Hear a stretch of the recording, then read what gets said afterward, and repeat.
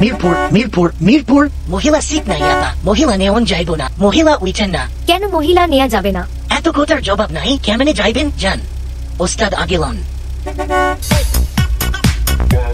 আম্মু, ওইখানে লেখা মহিলা, শিশু ও প্রতিবন্ধীদের জন্য 9টি আসন। তাহলে আম্মু, ওই আঙ্কেলগুলো কি প্রতিবন্ধী? কিন্তু ওদের তো হাত, পা, চোখ সবই আছে। হ্যাঁ, তুমি ঠিক ধরেছ, ওরা বুদ্ধি প্রতিবন্ধী। ও, বুঝেছি, মানে ওদের মাথায় ঘিলু নেই।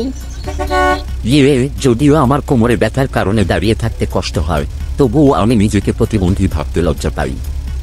আমি আসনটি ছেড়ে দিচ্ছি, তোমরা একজন বসো মা। চিচি আঙ্কেল, আপনি বসুন, আপনি বয়স্ক মানুষ, আপনি কেন উঠবেন? পুরুষ সিটে মহিলারা যখন বসে যায় তখন তো আমরা কিছু বলি না। পুরুষ সিট আপনি কোথায় পেলেন ভাই? এই 9টি আসন সংরক্ষিত, বাকি সব আসন তো উন্মুক্ত। উন্মুক্ত আসনে মহিলা বসবে, পুরুষ বসবে, শিশু বা প্রতিবন্ধী যে কেউ বসতে পারবে, কিন্তু সংরক্ষিত আসনে শুধুমাত্র মহিলা, শিশু ও অচল প্রতিবন্ধীদের জন্যই নির্দিষ্ট। এখন আপনি তো শিশু নন, মহিলাও নন, তারপরেও যদি অবুঝের মতো মহিলাদের পাশে দাঁড় করিয়ে রেখে আপনি তাদের সিট দখল করে বসে থাকেন, তবে তো ভাই আপনি প্রতিবন্ধী।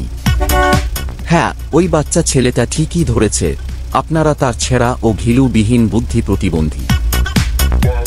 চতুর্পাশে পুরুষের ভিড়, মহিলাগুলো দাঁড়িয়ে যাচ্ছে, আর সুস্থ সবল পুরুষগুলো মহিলাদের নির্ধারিত আসনগুলোতে বসে যাচ্ছে। বিবেকবোধ বলেও তো একটা কথা থাকে ভাই, একটু নিজের অবস্থানে থেকে ভাবুন তো। এই অস্বস্তিতে পড়া মহিলাটি আপনার বোন হতে পারত আপনার স্ত্রী, কন্যা বা মা।